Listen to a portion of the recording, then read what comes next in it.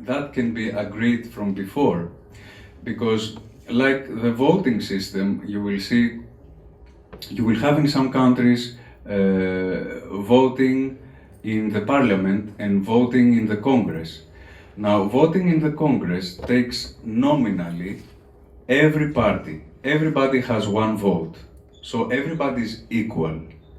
And at the parliament, every political party takes the seats according to its power.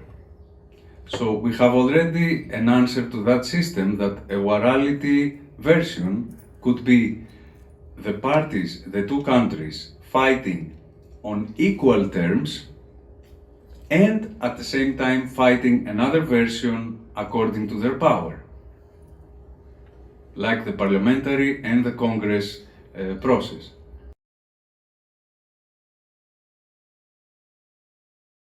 Our plan is every country to sign the Warality agreement at the UN Warality office.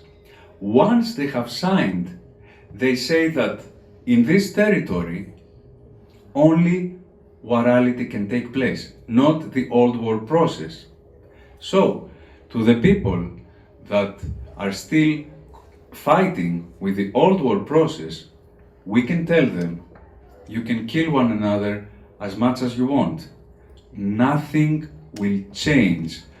The result will be the final result of the Warality process, that we're going to have it in a civilized way. This way, we achieve the biggest win of all. We steal them from their meaning. It's meaningless. They can kill one another forever, but the result will not change. It's not a legal process anymore. So once in a territory of once a country has signed the Warality agreement, there is no way the old war process will return. Like, another government cannot come back and say, no, I'll put the old war process back active. No. So that's the point, a very important point.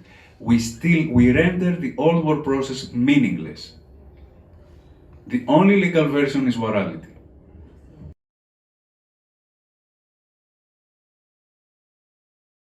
I have to tell you that maybe forever we will have conflict among human groups. You see, until now, there were two ways to resolve a conflict. One is the International Court of Hague.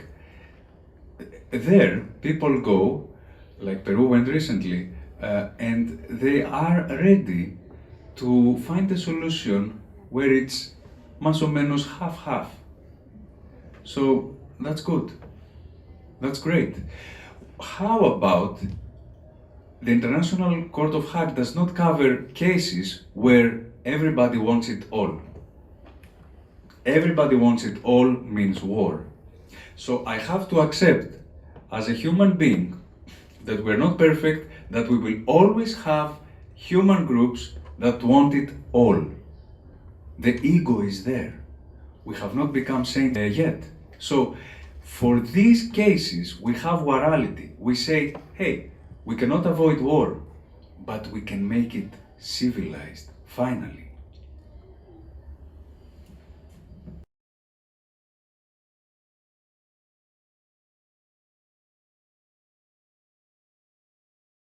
Fear in the old war process was a very large factor, and you're correct.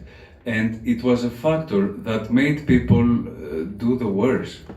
You see, because if two villages were fighting and they knew they were doomed, if they lost the war, they would fight until the end. There was no hope. So actually fear made things worse. The atrocities of war, it made them 10 times worse. So asking if we can have a war without fear, I would say yes. There is, in parenthood, as a father I can tell you, there is this trend 100 years ago, no, very recently actually, 30 years ago, it was normal to create fear at the child, to listen to us. because discipline was like that, and the child was a little devil, and I will beat him because I want him disciplined. What is the new trend? The new trend is, listen, make the child understand, and then it will follow you. Now, if that works with a child, I'm very hopeful it can work with adults as well.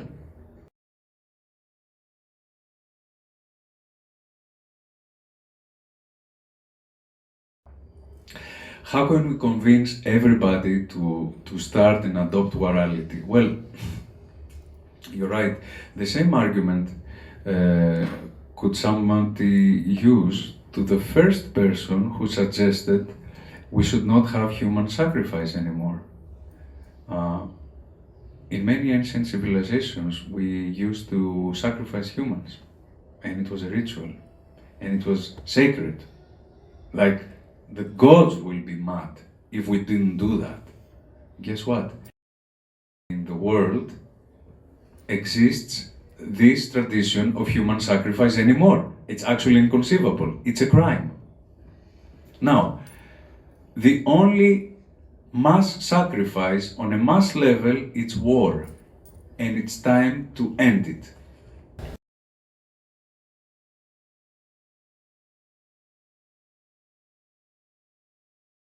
Well, I think we are trying here to be realist. For Warality to be taken seriously, we have to address the power and profit, which are main trends in our society.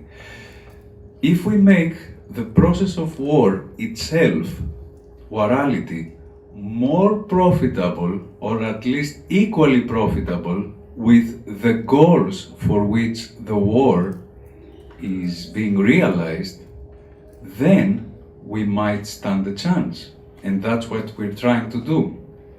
You see, there are other measures, I didn't have the time to tell you. Apart from the profits from the broadcasting rights, we can have help from the international community encouraging both parties to follow Warality. We can have sanctions for the countries that still have not followed Warality, the opposite. It's a combination of all that will lead to Warality being the dominant model. I want you to think something. We talk about stopping the war. Well, you know, war does not depend on the weather conditions. It does not depend on anything except humans. So if we decide to do it, the easiest way to stop the old war process is to not start it at all, at the first place. It's totally on us. And we don't say never to have conflicts. We don't say never to try to impose our will to one another. No, we will always have that, but in another way. That creates profit that benefits both rivaling parties, and we can create a new source of profit, which is the peace tourism industry. People going to places where they fought Warality wars, and that could be a huge wave. Imagine people going to Palestine and Israel. Huge peace industry, if they agree to follow the Warality.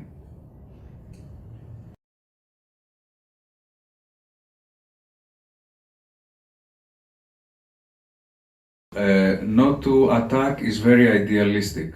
I would say that they have to agree how to attack. So we are much more realist than the classic movement for peace, where it said, okay, let's have peace forever. No, we say we accept human nature. We are aggressive sometimes. Sometimes we are egoists. Sometimes we want it all. Let's deal with what we have. Let's have Warality and satisfy all these egotistical, motives that start a war. But let's do it without killing people. That's all we're saying. So they can still have interests in one region, they can still have the war that they want, but not by taking human lives.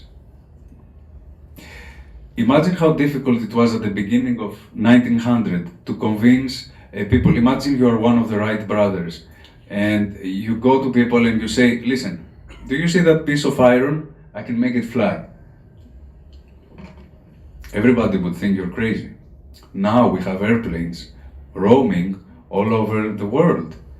So if we can have the iron fly, I do believe a process that is totally dependent on us, war, we can just change it and remove human suffering from the equation. It's totally doable, it's totally realistic, and it creates more profit than the old war process. And we owe it to ourselves and to our children. Imagine how it is to be able to talk to your child and say, do you remember, I'll tell you a crazy story, you will never believe it, but back then people used to be killed having war. And you know, your child will look at you and say, were they crazy?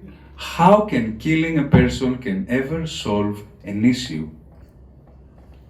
And you will tell her, my daughter, you don't have to worry anymore. This was in the past. Now we have Warality instead.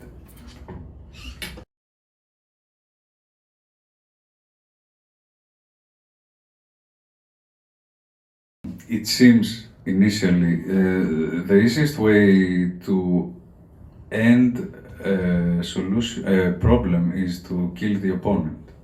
Okay, but you have to know, in ancient Greek we have a myth about the two paths.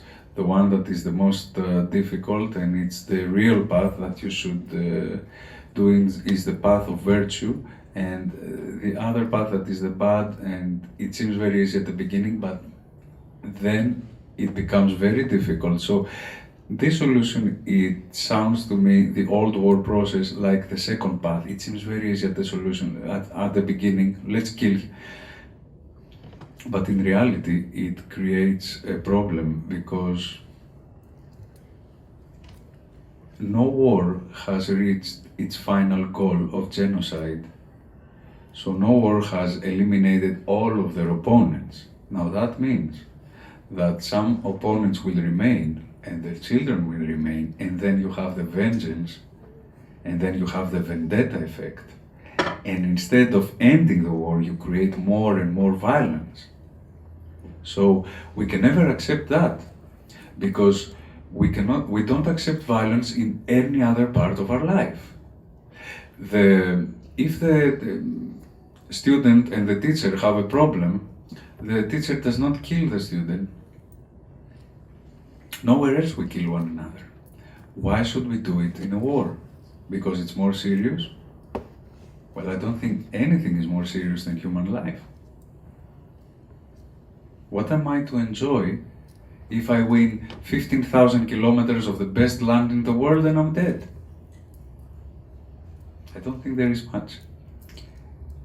And we have reached, as humanity, the level with mass media, with knowledge, with all the noble trends we have, not to hit your child anymore, to listen to it, to respect personalities. We are ready. We are here. We can do it.